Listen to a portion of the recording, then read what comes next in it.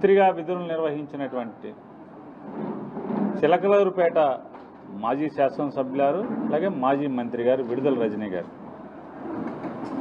ప్రజా జీవితంలో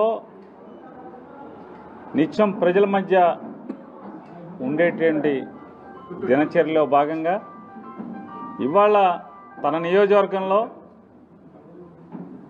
ఒక గ్రామంలో పరామర్శకి వెళ్ళిన నేపథ్యంలో పరామర్శ చూసుకుని ఆవిడ తిరిగి కారు ఎక్కుతుంటే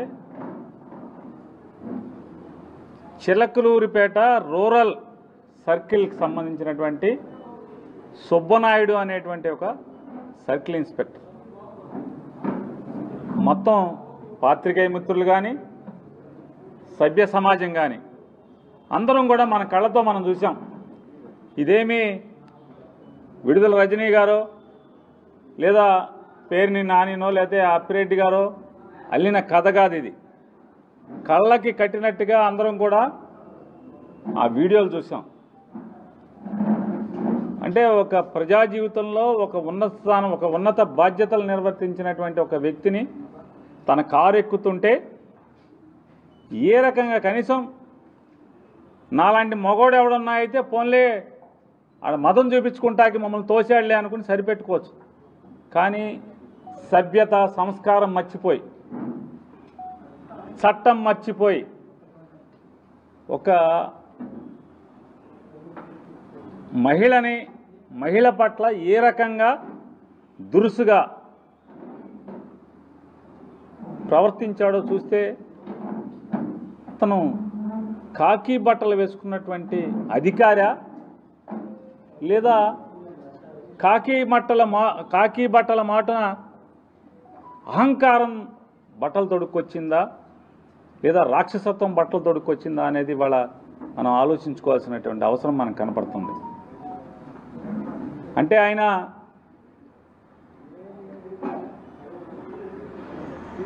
అదృష్టవశాత్తు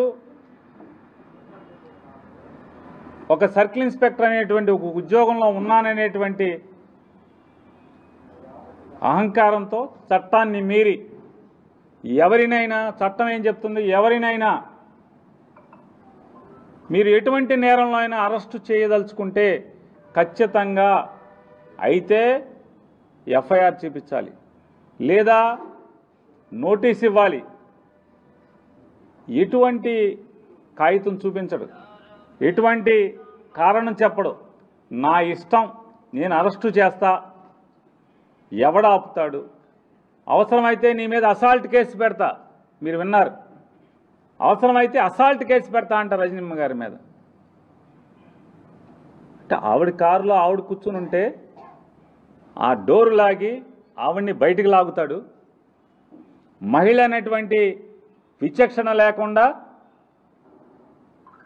ఎలా పడితే అలా ప్రవర్తిస్తాడు, మీదకు వస్తాడు. మన ఇంట్లో ఆడవాళ్ళు లేరా,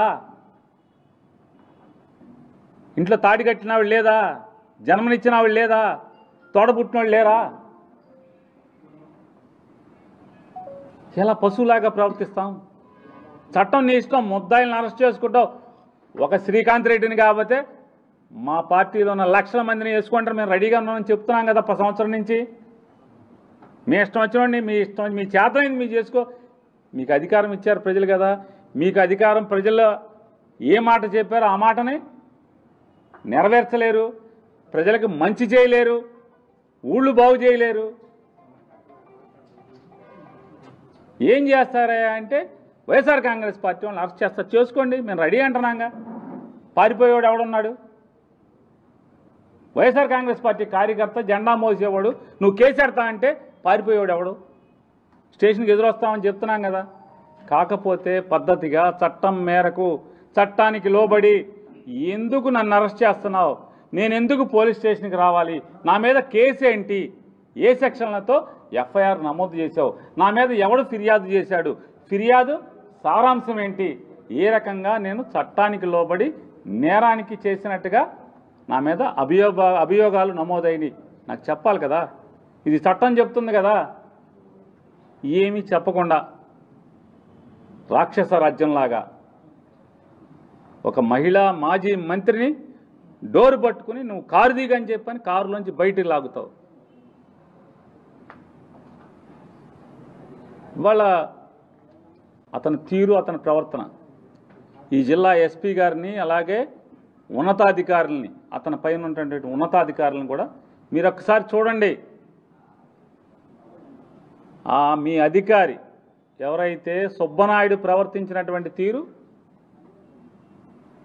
సభ్య సమాజం లేదా మీ అంతరాత్మ, ఎస్పీ గారు మీ అంతరాత్మ మీరు ప్రశ్నించుకోండి. కరెక్ట్గా ప్రవర్తించాడా?